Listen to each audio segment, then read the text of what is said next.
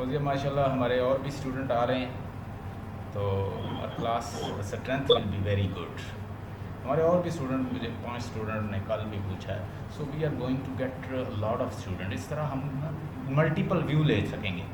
तो dear student, जो हमने पहले पढ़ा था, what is tradition and individual talent. Tradition और हिस्टोरिकल सेंस ये क्या है, कोई मुझे बताना चाहेगा? जो मैंने प्रीवियसली डिस्कस किया था, अगर आप में से कोई वॉलंटरली कोई बताना चाहता है, वॉलंटरली उसके पास कोई पॉइंट है, तो ही और she should share with us. Please share what is the historical sense according to T S. Eliot. फिर उसके बाद मैं कुछ point sir T S. Eliot modern ये क्रिटिक होते हुए ये कहते हैं कि ट्रेडिशन, मॉडर्न पोइट के अंदर ट्रेडिशन भी होनी चाहिए और वो ट्रेडिशन को भी फॉलो करता हो, ये नहीं कि वो एक सेपरेट न्यू ही व्यूज और ओपिनियंस दे। उसमें ट्रेडिशन उसने होमर से लेके अभी तक सारे क्रिटिक को सारे पोइट्स की जो पोइट्री है उसको स्टडी लिटरेरी पढ़ा हो, ताकि उसमें हिस्टोरिकल सेंस आए, और जो कि मुमकिन नहीं है without studying all historian poet. और ट्रेडिशन का इन टच उसमें रहेगा पोइट्री में, मॉडर्न पोइट्री में, मॉडर्न टेक्निक्स के साथ। जी कोई और कोई इजाफा करना चाहे पॉइंट का? Yes, sir. The poet uses his own intellectual as well, and then he stand in tradition. Okay, what is timelessness according to T.S. Eliot? Timelessness. और सर इसने टी.एस. इलियट जो हैं, इन्होंने ट्रेडिशनल इंडिविजुअल के साथ साथ इसमें डिस्कस की हैं मॉडर्न पोइट की प्रॉब्लम्स या मॉडर्न मैन की प्रॉब्लम्स। यस, वो तो उसमें J Alfred love song of J Alfred Prufrock में उसने कहा है कि इंसान जो है वो टू और नॉट टू बी की कंडीशन में है। उसमें उसने एक मोनोलॉग लिया है, वो तो एक सेपरेट चीज़ है। We are going to discuss literary criticism. अभी हम सिर्फ लिटरेरी क्रिटिसिज्म की बात कर रहे हैं, जो क्रिटिसिज्म। और टी.एस. इलियट कहते हैं कि इमोशनलेस होकर लिखना चाहिए। T S. Eliot want point should write poem with not only with emotions but write intellectually. What about Saima? What do you think that impersonality of poet कैसे हम create कर सकते हैं पोइट्री के अंदर? Impersonality of the poet, impersonality कैसे ला सकते हैं अपनी पोएम के अंदर?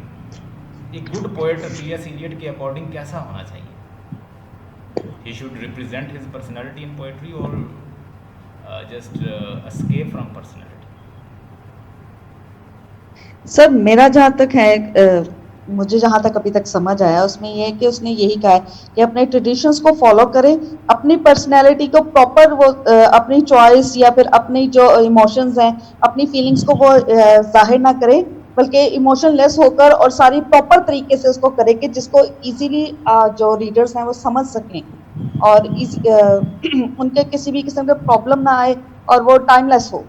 मतलब एक ही आपके अपनी एज या आपके अपने क्या कहते हैं सराउंडिंग्स के लिए ना हो, बल्कि वो किसी भी एज पे इजीली फॉलो अप कर सके और रीडर्स जो है इसको पढ़ के वो एंजॉय कर सके। जी फौजिया, आप कुछ कहना चाह रहे हैं?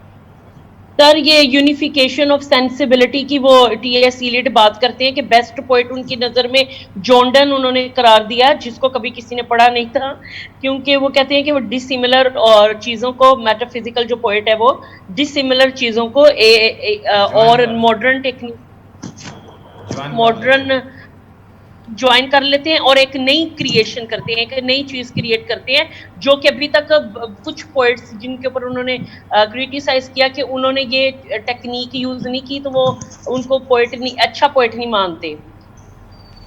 और इवन मिल्टन को, जैसे मिल्टन, ड्राइडन, हैमलेट, वो कहते हैं कि बम्बास्टिक लैंग्वेज यूज की है, जबकि अकॉर्डिंग टू टी.एस. इलियट जो है language should be, diction should be, there should be simple diction in poetry. वो कहते हैं simple diction, simple people, rustic which language होनी चाहिए, रोमांटिक पोएट्स कहते हैं। और नई चीज बनाए, यानी कि पुरानी हिस्टोरिकल सेंस को यूज करते हुए, मेटाफिजिकल ये टेक्निक को यूज करते हुए अपने ख्यालात भी उसमें मीन इन्फ्यूज करते हुए make it new, something new create करें। Very good. इसका मतलब है कि आपने जो प्रीवियस लेक्चर है उससे अच्छा खासा लर्न किया है। इंशाल्लाह हम उसी से ही अब आगे चलेंगे। आपकी फाउंडेशन जो है अच्छी बन गई है इसके। So let's discuss. T S. Eliot ने ऐसे लिखा। Sir, may I ask something? या प्लीज बोलिए।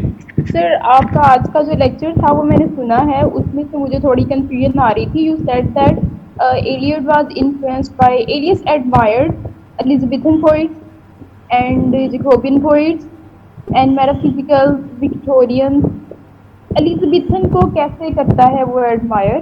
Because he is a staunch critic of Hamlet. तो शेक्सपियर एलिजाबेथन में ही आता है ना, तो वो एलिजाबेथन को कैसे एडमायर करता है? या फिर हो सकता है मुझसे सुनने में ये गलती हो गई हो कि वो उनको एडमायर नहीं करता। मैंने कहा कौन से लेक्चर में कहा?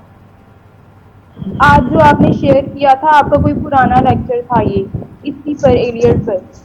अच्छा, उसमें मैंने ये कहा कि टी.एस. इलियट ने एडमायर किया एलिजाबेथन जेकोबियन पोएट्स को। उसने किया है। जेकोबियन पोएट्स में आते हैं like the poet like metaphysical poets. तो उसका मैंने कहा होगा एलिजाबेथन पोएट में जो पोएट अच्छे हैं, जो अकॉर्डिंग टू हिज स्टैंडर्ड लिख रहे हैं, उसको वो एडमायर करता होगा। लेकिन शेक्सपियर के हैमलेट को तो उसने एक वक्त में क्रिटिसाइज़ कर दिया। शेक्सपियर के हैमलेट को उसने इसलिए क्रिटिसाइज़ किया, उसने कहा कि ये एक आर्टिस्टिक फेलियर है। सो हो it's gonna be artistic failure, I let you know. He says that Hamlet is an artistic failure. That is why Hamlet is totally confused character. He has designed this character totally confused one, and how is gonna be confused because there is a lack of objective correlative. कि Hamlet जो है वो पागल है, mad है, और वो mad किसके लिए है? ये कोई उसके साथ मैच नहीं। कोरिलेट का मतलब होता है दो चीज़ों का मैच करना। जैसे मैं आपको पढ़ा रहा हूँ तो मेरे पीछे जो बैकग्राउंड आ रहा है ये बुक्स का है, तो मेरी टीचिंग और मेरा जो बैकग्राउंड है वो मेरे साथ कोरिलेट कर रहा है। तो कहता है कि उसके वो जो करैक्टर बोल रहा है उसके बैकग्राउंड में जो चीज़ है वो उसके साथ मैच नहीं करती। वो मैड किस लिए? अपनी मदर के लिए। It's not good.